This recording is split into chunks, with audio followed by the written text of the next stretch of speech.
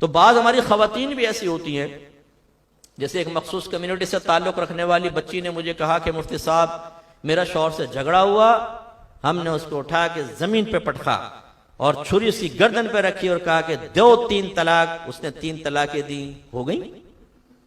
यानी इतने भोलेपन से हो गई। इतनी तकरीब काराना कार्रवाई के बाद फिर बड़े मासूमाना अंदाज से पूछा, इसका मतलब इतनी खतरनाक औरतें भी होती हैं। मेरे नौजवानों जरा होशियार, अभी मौजू नहीं है वरना तुम्हें बताऊं कि किस किस्म की ज़ौजा को कबूल करना चाहिए।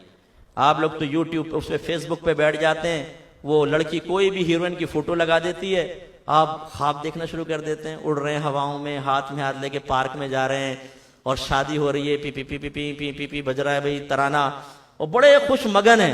ये पता नहीं कि वो सामने वाली है कैसी, देखे तो चीख मार के बेहोश हो जाए। और क्योंकि अपना बनाना होता है ना, वो कहती है शक्ल दिखाऊं, ना ना ना, मैंने तुमसे मोहब्बत की है, तुम्हारी शक्ल से नहीं। ये पता चलेगा जब वो सामने आएगी, चीखे मार के भागेगा ना जब, फिर कहेगा बाप रे ये क्या हो गया, ये बला कहां से आ गई मेरे इसमें कब्जे में।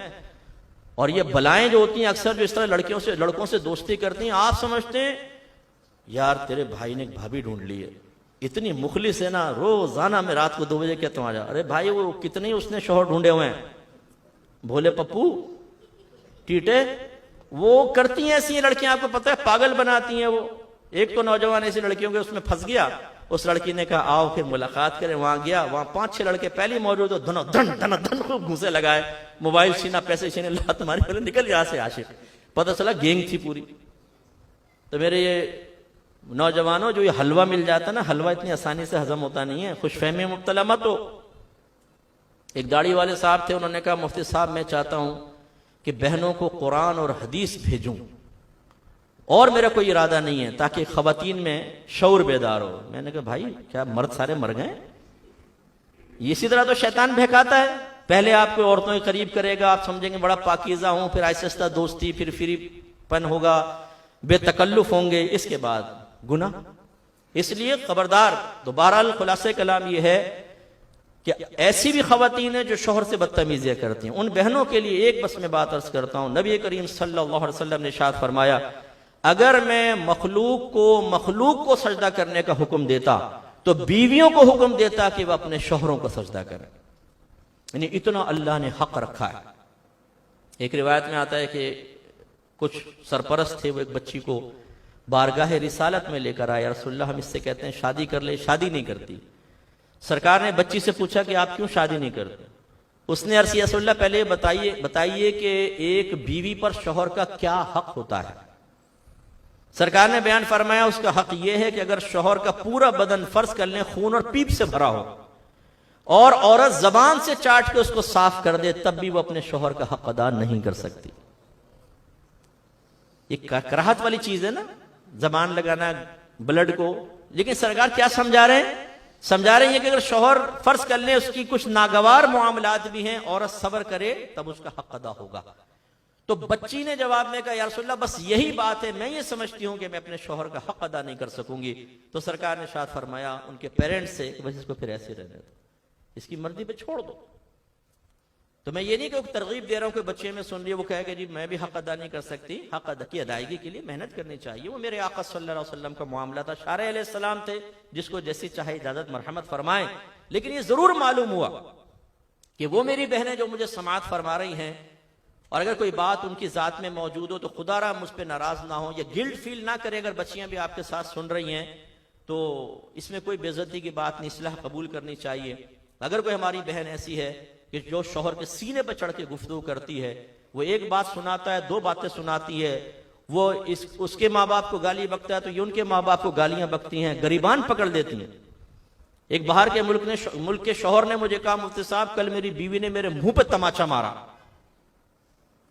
जो इस तरह की खवातीन हों, जिनके 8-10 भाई हों और शौहर जैसे कुछ कहने लगे तो कहें बुलाऊं भाइयों को, फोन करूं? नहीं, बच्चों के पेम्पर बदलना ना, मैं बदलता हूं फोन के जी बाथरूम में। तो इस तरह अगर आपकी बैक है तो इसका मतलब ये तो नहीं है कि शौहर मामूली हो गया, आप उसको हकीर समझें, बच्चों के सामने बेइज्जती करें, उसके साथ बदतमीजियां करें। एक एक लफ्ज का हिसाब होगा आखिरत में, और ऐसी औरत पर अल्लाह तबारक व तआला की लानत नाजिल होती है। जो बगैर किसी वजह के शोहर से बदतमीजी करे। हाँ, बाद वक्त ऐसा होता है, कोई बात हो रही है, औरत ने दिफा में कोई जुमला कहा, लेजा सख्त हो गया, नहीं होना चाहिए था, लेकिन चले वो तो दिफा में कह रही है, ये कोई जवाब देना जरूरी हो जाता है। बाद वक्त शोहर वजाहत तलब कर रहा होता है, वो एक अलग चीज है। लेकिन एक होता है बाकायदा लड़ाई करना, बाकायदा डांटना, डपटना, इसको आदत बना लेना, ये गलत है। एक खातून ने मुझे फोन किया, रोने लगी फोन के ऊपर, मुफ्ती साहब मेरे शौहर ने बड़ा जुल्म किया, मुझे मारा है, पीटा है, गालियां बकी हैं। तो हमें आ रहा काफी तजर्बा है इस चीज का कि खवातीन के आंसुओं से फौरन हम पिघल नहीं जाते हैं। हमारे यहाँ तो अगर कोई खातून रोड पे स्कूटर को टक्कर मार दे ना, खातून गिर जाए, चाहे उसके शौहर ने गलती की हो, बहुत सारे हमदर्दी में भाई वहां पहुंच जाएंगे, ड्राइवर को पकड़ेंगे, मारेंगे, गाड़ी को आग लगा देंगे, भैया बहन गिर गई है यहाँ पर। तो वो जब रोई तो मैंने कहा अच्छा पहले तो आप अपने आंसू बंद करें, बिल्कुल रोना बंद करें, फिर मैं आपकी बात सुनूंगा। खामोश हो गई। मैंने कहा मुझे दियानतदारी से बताएं आपने क्या किया था। कह लेंगे मैंने भी गालियां दी थी, गरीबान पकड़ा था। बता, अपना कारनामा बयान नहीं किया। इसलिए जो इतने वालिदैन मुझे सुन रहे हैं, मैं आपसे गुजारिश करता हूं, अगर आपकी बच्ची ससुराल की कोई शिकायत लेकर आए, जरूरी नहीं है कि बच्ची 100% सच कह रही हो। हर मजलूम जो बज़ाहिर मजलूम होता है, वो लोगों की हमदर्दियां हासिल करने के लिए अपना फॉल्ट कभी नहीं बताएगा, अपनी गलती कभी नहीं बताएगी बच्ची। वो 100% कहेगी मेरी सास ऐसी है, शौहर ऐसा है और नंदे ऐसी हैं। और भोले वालिदैन अपनी बच्ची की मोहब्बत में बाद औक़ात जो उन लोगों ने नहीं किया होता उसे भी सच तस्वुर करके उनसे बदगुमान होते हैं, लड़ाई झगड़ा फितना फसाद करते हैं। और बाज बच्चियां इस तरह झूठ बोलकर खुद अपना घर बर्बाद करती हैं, क्योंकि जब वालिदैन जाके अटैक करते हैं, तुमने हमारी बच्ची को ये कहा, ये किया, तुम तो दूध नहीं पीने देते बच्ची को। कहते हैं पूरा 1 किलो रोजाना पीती है, तो इसी के लिए तो मंगाते हैं। और घर में आगे क्या कहा, अम्मी मैं दूध को तरसती हूं, खुद सास पी जाती है, मुझे दिखा दिखा के ओल्टीन डाल के एक घूंट पी लेती है, मुझे नहीं देती। अब मां तो तड़प जाएगी, अरे मेरी बच्ची को दूध नहीं दे रही। पता चला वो तो किलो डकार जाती है भैंस का दूध, मोहल्ले में दूध कम पड़ गया इसकी वजह से। अब जाके लड़ाई झगड़ा हुआ, वो हाइपर हुए कि झूठ बोला, तलाक हो गई। कसूर किसका है मुझे बताइए।